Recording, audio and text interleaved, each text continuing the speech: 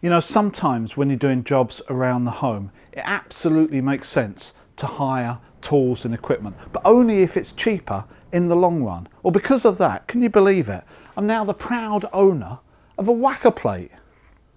Really?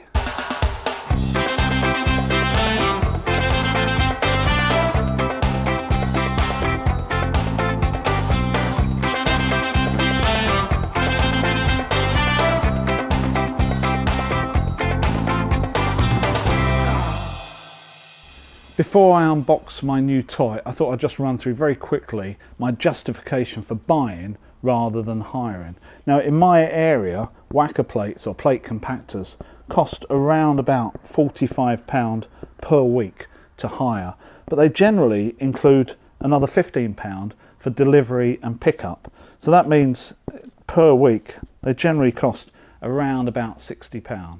Now, I know that I've got at least 3 projects that I'm going to need a Wacker plate for around the house over the next year. So my total cost is 3 times 60, which is obviously £180 over the next year or so. So to buy, these are a lot cheaper from Aldi. This is a special buy from Aldi. It's a lot cheaper than buying it anywhere else, but it's still £300. Now, I reckon if I look after it, in 2 years' time, I could still sell this for £150 if I want to sell it, which means that my cost for on the buying option is £150, which is cheaper than hiring. Now, these numbers rely on a number of things. It relies on the fact that I'm only going to do 3 projects and I could do more. It relies on the fact that I'm not going to overhire more than a week, and I'm not going to spend longer than a week doing any of this, and that the prices stay the same as they are at the moment for the hire. Obviously, on the buy side, this relies on the fact that I can actually sell it after a couple of years for £150. Now, looking at what Wacker plates are being sold for at the moment, I think that's pessimistic. I think I could, if I put it out for £150 in 2 years' time, I would sell it within half an hour.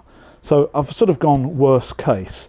There's also the added benefit, if I'm buying, that I've always got it available, and if I want to take longer than a week for a project, I can, because it's not going to cost me any more. Anyway, that's my justification. I'm not going to go through it anymore. I bought the thing. I think it's time to unbox it and see what it looks like. This is the 6.5 horsepower HP1100s plate compactor from Scheppach, the large German tool manufacturer, and comes with a 3-year warranty. At the time of filming, which is August 21, these are still available in the Aldi UK Special Buy section, and I've noticed this deal tends to come around yearly, around every midsummer.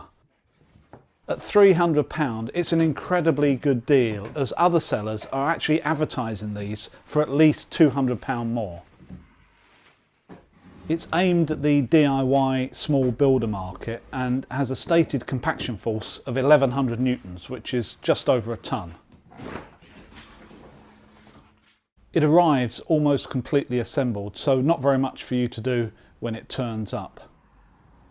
So just getting it out of the box before I even put it together, I must say it does look like a quality product. Really impressed with Scheppach. Just looking through the user manual, this is only in English rather than being 600 pages long in 30 different languages, and it actually makes sense as well. So well done, Scheppach. The only other Scheppach thing I've got is my dust extractor, and that works really well. And they both come in the same colour blue, which is rather nice. So it looks to me like I've only got 2 things to bolt to this main unit. I've got a set of trolley wheels for moving it from A to B when I'm not using it, rather than sliding it across the plate, which is fairly traditional. And I've got the main handle for using it. This is the one that's going to have the throttle connected to it as well.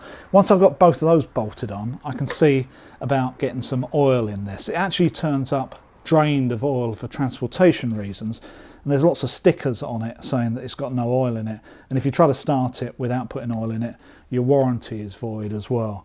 It only takes about 0.6 of a litre, so it's not that much. So once I've got some oil in it, I can think about seeing if I can get the thing started. The handle it comes with folds in the middle for easy storage and for work in tight corners. It's very simple to bolt onto the main unit once you've managed to manoeuvre it in position.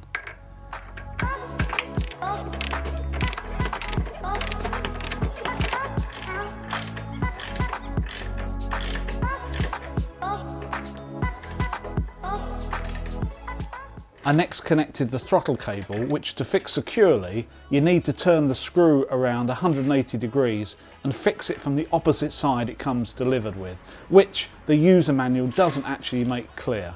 However, once you do this, it fixes nice and tight.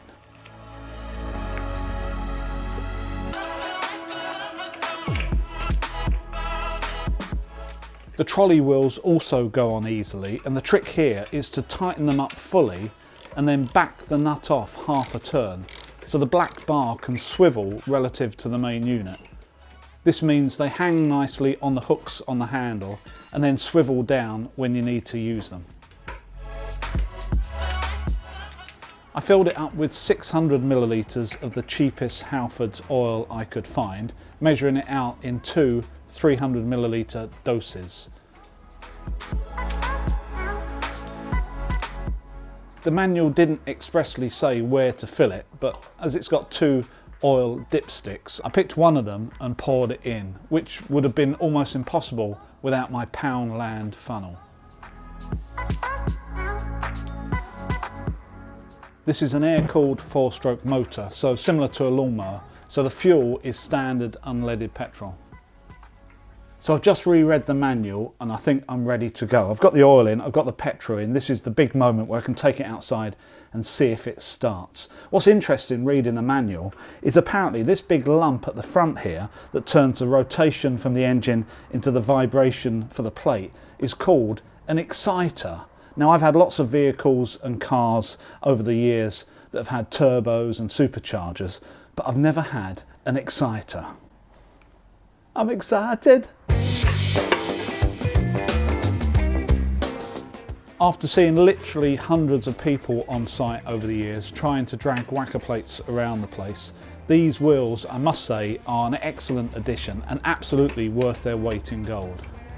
Before trying to start the engine, there's a simple petrol on-off lever and a choke that needs positioning. Okay, so this is the first time of trying, and I get the feeling that this is either going to be very quick or I'm going to spend the next couple of hours messing around with this, trying to get it started, so fingers crossed, eh?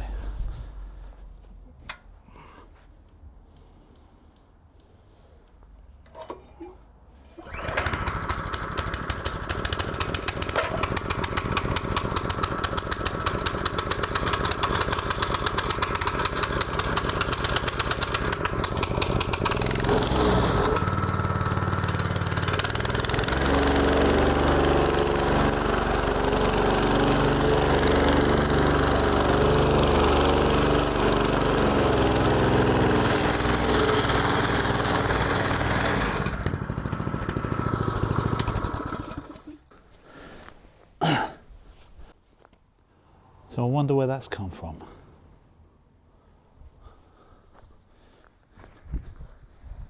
So I've worked out where this comes from, and it comes off of this rubber stopper that just stops the handle clattering about.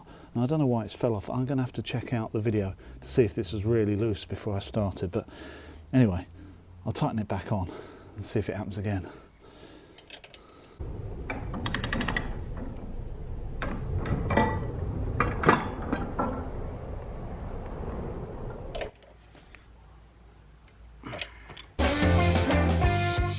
At the time of filming, all I had available to try the plate compactor out on was this small area of paving next to my back gate, which isn't perfect, but good enough to see how it performs.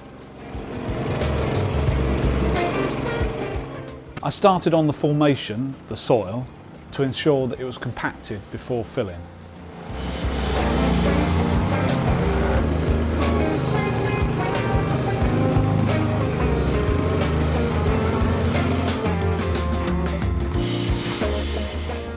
I laid and lost some waste rubble that I'd been storing for some time, and I put it down with some grano dust. No bagged Type 1 available at this point in the UK, so grano dust had to do.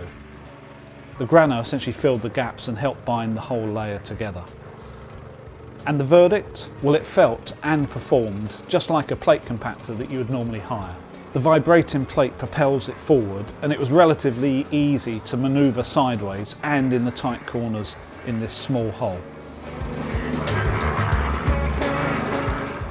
So very, very pleased with that. It's doing exactly what I hoped it was going to do.